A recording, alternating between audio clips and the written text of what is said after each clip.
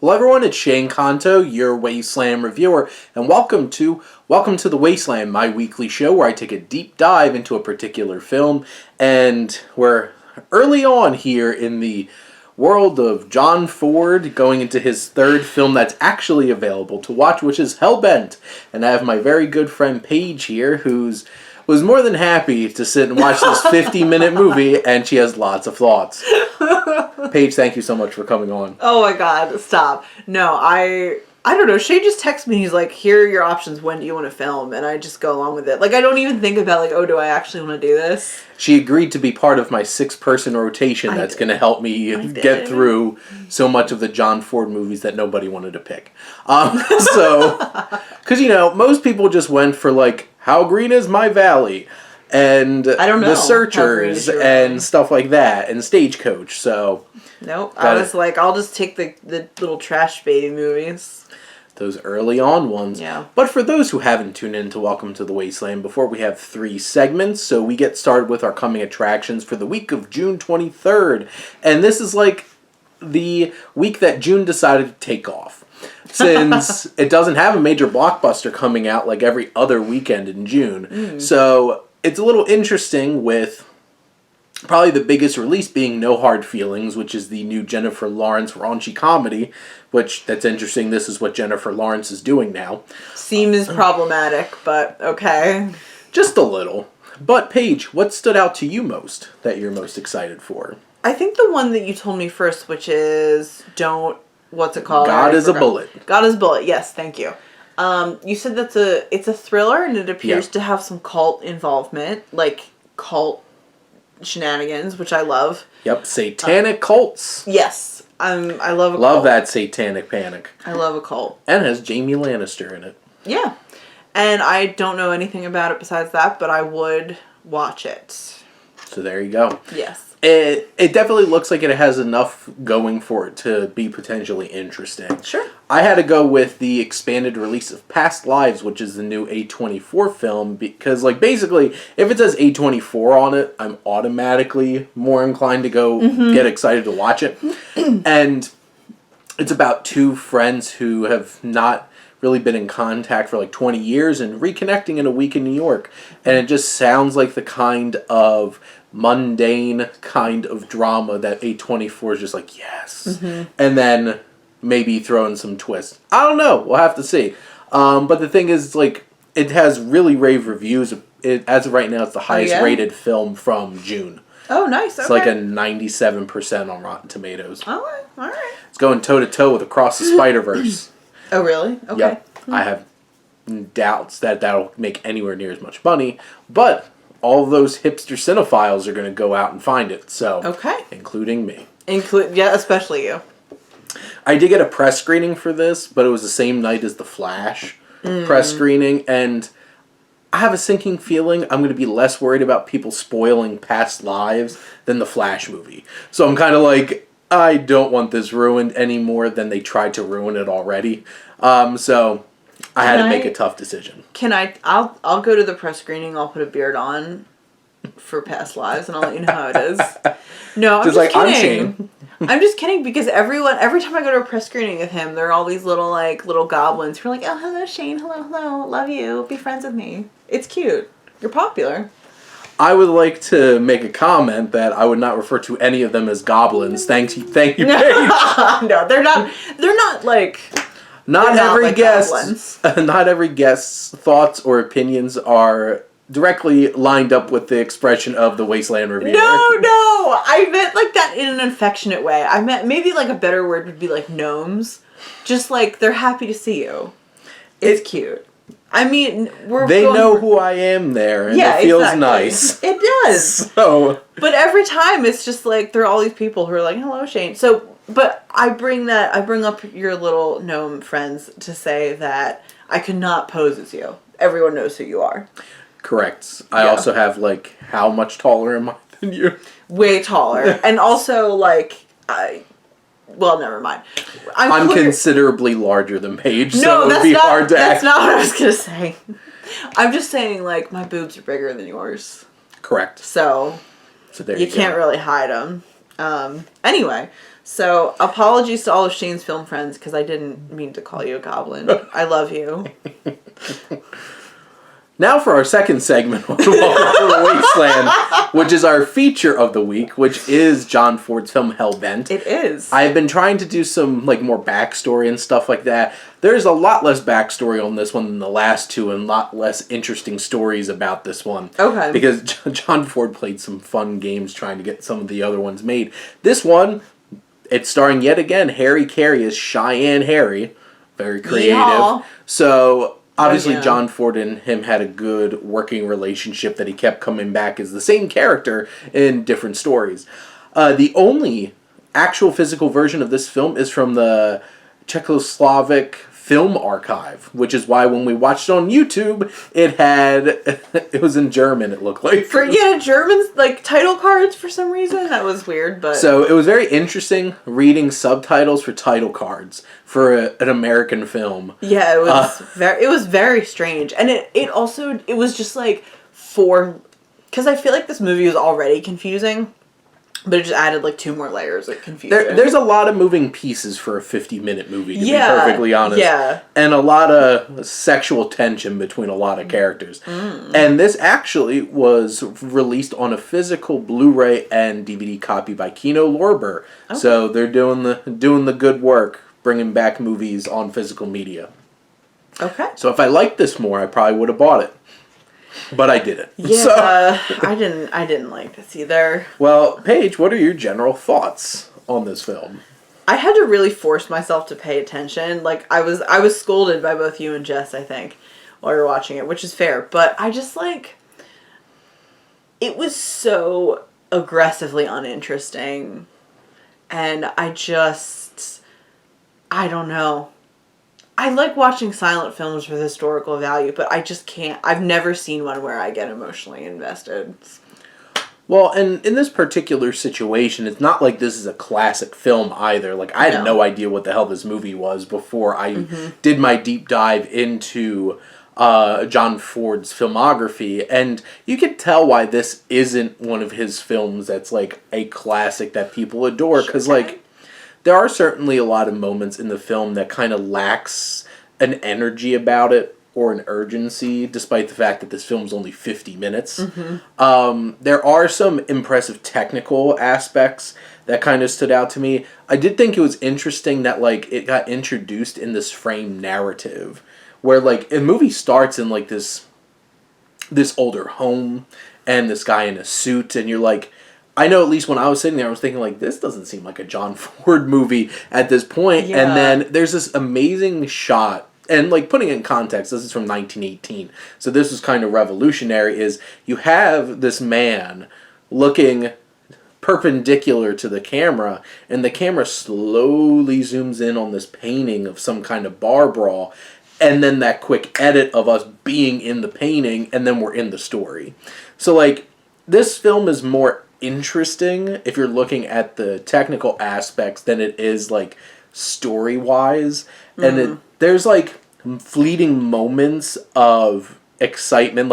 There's some energy where there's this very strange interaction between Harry Carey's character and this other man, and Bean Boy or something. They keep chucking each other out the window, and then become best friends and sleep in the same bed, and it's thinking, because this film actually was chopped up by local sensory boards. Yeah, I read that. They censored something? What the fuck did they censor? They definitely censored the two guys becoming best friends sitting in bed together. They were roommates, and there was only one bed. Yeah, and it's and even the dialogue, the text was these two roommates became great friends. Yeah, and I'm okay. Is this old-timey way of being they definitely did it? Yeah, these two cowboys. And then if you think about it in that context, and you have a love triangle here, which I think one of the glaring issues that you see in these early John Ford films so far is every single woman is just a narrative device, and that's it. The young woman in this film who unfortunately can't find a job, so becomes a dancer at a dance club. Dance club. Yep. And like, there's a moment where it's like, oh, she's really hitting off with Harry Carey's character, Cheyenne Harry. And then he gets all aggressive and tries to kiss her. And then she's just like, I thought you were not one of them. And you thought you were different. And it's just like, okay, like, that's literally the only agency she shows, like, the whole entire movie of her sticking up to him. And that's it. Then she goes then she changes her mind. She's like, well, never mind. The next morning, she's just like, you know what, maybe you actually are the best option. And it's like, obviously it was a very different time in 1918, and obviously there wasn't a whole lot of respect on female characters in these old westerns, and definitely not in this one. No. So basically, I felt more of a connection to this best friend relationship that was going on. Oh, did you, Shane? He's best friends with Jess too. His wife. Because the thing is, it's like, they actually had more fun together on screen. They had more chemistry. Yeah. Like, and you definitely felt that. And, you know, like, Harry Carey, there's a decent amount of, like, close-up intimate shots where, like, they're definitely there to show off, like, the cameras are better nowadays in 1918, and that we can do close-ups and you can act. Yeah. And you can see their winged eyeliner. Yep. It's just cut crease on point. Which, this movie doesn't really get that exciting until the end, where it's like, oh my god, they just threw a carriage off a cliff. And they did. Yeah. That was like, whoop. It was just like, out of nowhere. 10 minutes left in this movie, gotta throw some excitement. And the issue is, this had the same problem as Bucking Broadway, which is the film that I just did with Jess the week before, is that it didn't get interesting until the last 10 minutes. I don't think it ever got interesting, but... Well, that's fair. I see your point. Yeah. So... I guess, Paige, do you have anything else that really stuck out to you that you have some thoughts on, or things that you would like to talk about? I mean, I think that, like, you know, I feel like I should have gone into this movie just being like, I should have focused on the technical aspects. I think focusing on those aspects would have made it more enjoyable. But also, like, I don't know. I mean, I could never make a movie, but in 1918, literally any film technique is impressive. Because they weren't invented yet. So, I'm not, like, trying to downplay their contributions, but I don't know. There's definitely a little bit of that, like the zooming into the painting that then turns into the live scene that you're describing. That's, like, almost a cliche now, I feel like. But cliches start somewhere, so it's interesting. Has to start somewhere. Yeah, I mean, I almost wonder if that was the first instance ever in film. It'd be interesting, because, like, I know a few people whose biggest pet peeve is, like, you're probably wondering how I got here. Kind of thing. And, like, that started, the earliest thing that I could specifically remember, Sunset Boulevard. It's like, yeah, that's my body floating in that pool there. And it's just, like, William Holden narrating over his dead body floating in a pool. Cute. And then we cut back to the beginning of the movie. It works so well in Sunset Boulevard in 1950. But, like, after you've seen it 100 times... It's almost like a parody now. Like, you know, a lot of comedies will say that as, like, a joke. Deadpool. Mm-hmm. Well, yeah, that's like... is specifically parodying it. Yeah. And, like, something like The Other Guys, where Steve Coogan's character is being interrogated, and he's like, well, I think the best place to start the story is the end. And then slowly start going back to the beginning, and then filling in some character mode. And it's just like... No, the best place to start is the beginning of the story and just tell the damn story. Do you think that's true, like, all the time? Or do you think just as a general rule? I think as a well, like, it feels cheap a lot of the times. Like, Sunset Boulevard was really inventive and great. If it's done in a fun way, it can be really funny, like that. I think that's a funny thing. But the thing is, it's like, yeah, you see these early... Straight Shooting, which was the film that I did 2 weeks ago... There's so many cliches, and honestly, there's so much Shane in it. Like, the story Shane, and it's just like, well, they all start somewhere. Yeah, like, these element kinds of things, and, like, that's the thing. This film is much more available to be appreciated than actually enjoyed, because, like, I don't really enjoy this movie. No. And a lot of the characters are flat, and, like, it's like coding these two cowboys is just like... But are they? They're roommates.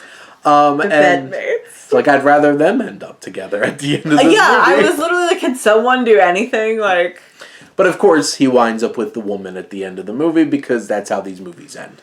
Spoiler alert. I know. But Bean Boy was like off to the side, like singing. Yes. So that was weird. And there's even a lot because like they start singing a song together, and that's how they become best friends. And even the next morning when Cheyenne Harry leaves, and he's just like, he was such a great guy to sing a song with, and I'm like, okay. I'm like, Yeah, that's what I do. They sang a songs song all right. night. They sang a song all right. Hey. But overall, I do think that as of early on into my 80 weeks of John Ford. What? 80? What? I'm not doing this again.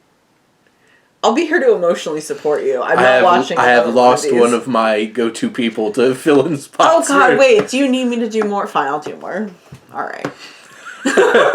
So I folded like a wet paper bag. Well, it's funny because eventually we will be getting into films that are like feature-length films and like real movies.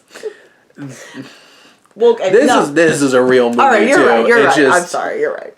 You could tell like John Ford's still figuring it out because like this is only his third feature film. Well, like everyone's still figuring it out because it's 1918. Correct. Like no one knows. There's nothing. Well, it's interesting because there are some filmmakers at that time that are revolutionizing cinema, and you know, one of them's piece of crap. But D.W. Griffiths is just like, look at me! I'm making these giant 3-hour movies and being racist. So, and like this movie is like, wow, I'm being very traditional sexist. But I will say there was a Native American character in this movie, and I didn't see any racism against them, which I was shocked about because they didn't even have lines. Yeah, well, that's not great. That's fair, but I was surprised he was just existing. Yeah, I was like, and he was helpful. Yeah. He's like, we got to get these horses down and hide from the sandstorm, which that was another interesting... I think he did have a line then.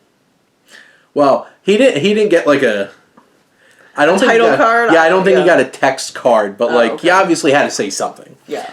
Unless he signed it.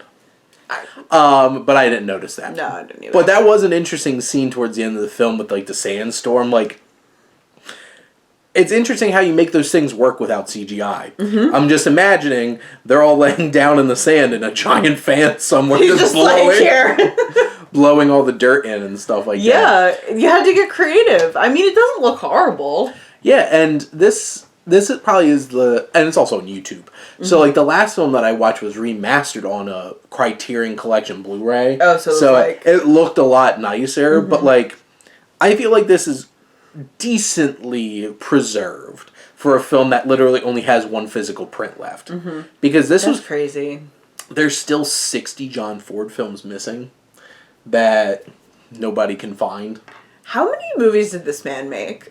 Like 140. Did he like do anything else? Like, did he like ever like have a ginger ale? Well, if you think about it, back then, filmmaking, especially earlier before this, was like 5, 10, 20-minute films.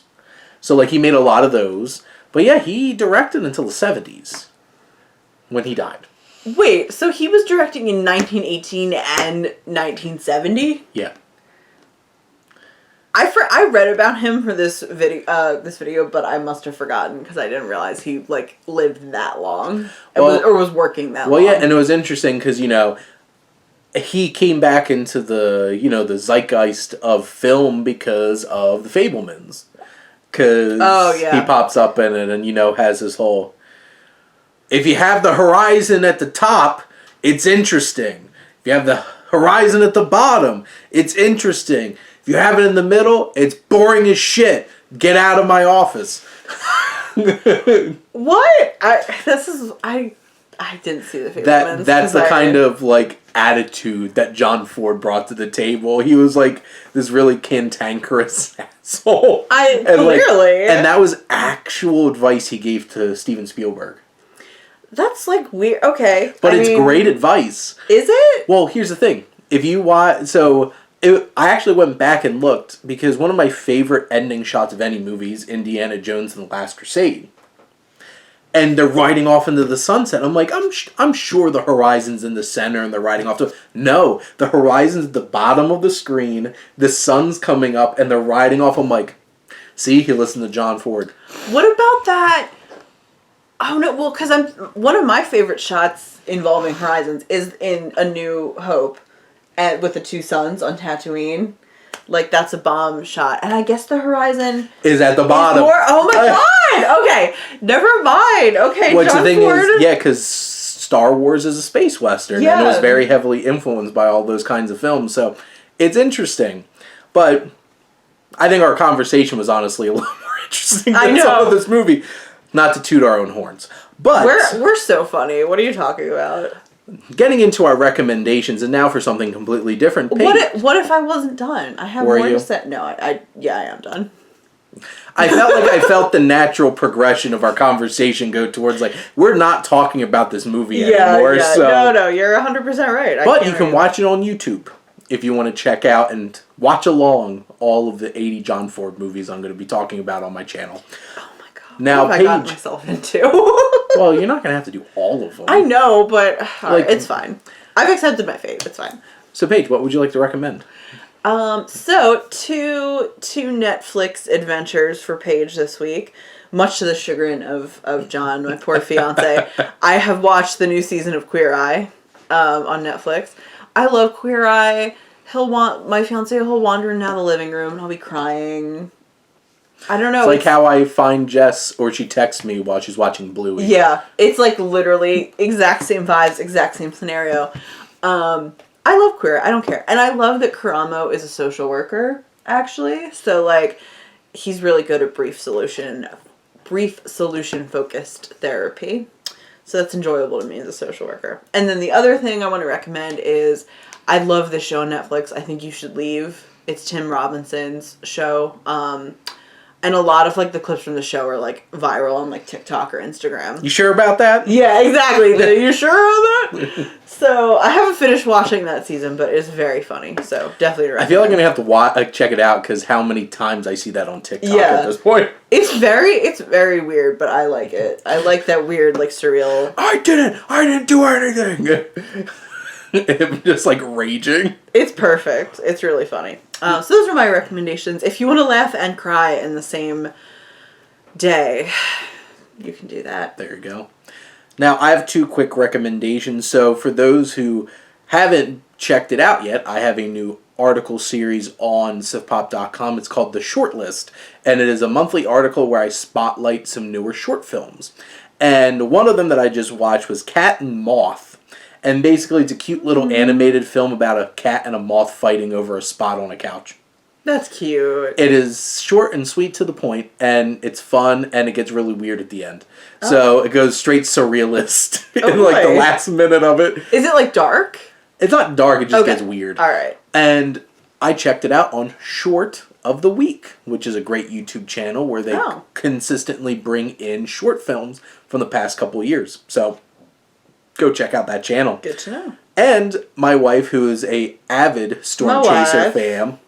My wife. It loves storm chasing. She does. And was just like, let's watch Twister. And I hadn't watched Twister in years. I had that on VHS. I had that. I think I had it at some point on DVD. One of, like, those black ones with the clip over ones that never fit into anything properly. Oh yeah, that's vintage, boy. Woo! And what a cast this had with Bill Paxton. I just love Bill Paxton. Rest in peace. R.I.P. Yep. He made so many movie moments so great in just so many different movies. And he's great in this. Carrie Elwes is just an asshole. Like, he is such a punchable asshole as, like, the evil storm chaser in this movie. Because you need an evil storm chaser character. Yeah, He does it for the money, not the science. I've never met someone who... What? You have to be, like, an absolute weirdo freak to want to chase storms. Who would do it for the money? How much Helen money? Hunt. She's one of them who would go doing this. And it's funny because Jess keeps getting her and Holly Hunter mixed up. So she thought Holly Hunter was in it. I'm like, haven't you watched enough Austin Powers to know you know what my favorite Helen Hunt movie is? Twister! Thank you, fat bastard. Oh, I don't remember that. I will never forget that from Goldmember, and which is why I'll never forget Helen Hunt was Twister. A good way to remember it, I guess. And, like, Philip Seymour Hoffman is, like, he's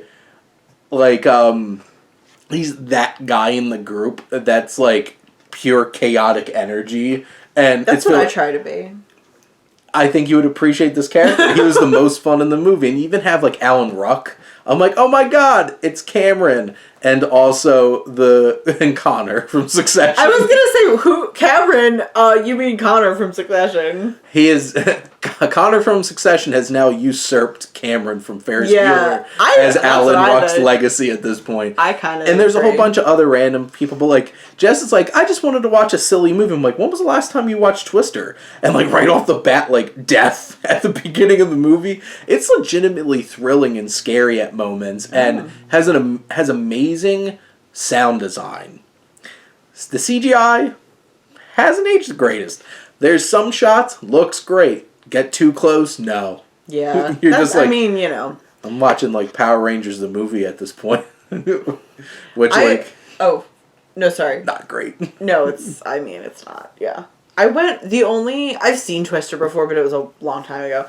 But I do remember last time I went to Disney World, I went on the ride. Where you walk out of the house and then you're just like standing in a field where a whole bunch of stuff happens. Like, oh my god, it's a Twister. It's not a ride. Like, you just kind of stand there. It's an amusement. It's really weird. That's why it's an amusement park. It's an amusement. It doesn't exist anymore. They closed it. I know. I heard about that. What did they replace it with? I think a Star Wars thing. Of course. Well, I'll let you know when I go to Disney World next week. You'll have to let me know, because I need to know what happened to Twister, and of course they would replace it with a Star Wars thing. I know. I mean, that ride, it wasn't, I don't know why it even stayed that long. Because it was an amusement, and Twister was frickin' popular in the 90s. But like, I went there in 2015. It was still there. Like, that's weird. 90s disaster movies had staying power. Independence Day, Twister, Armageddon, Deep Impact. I guess.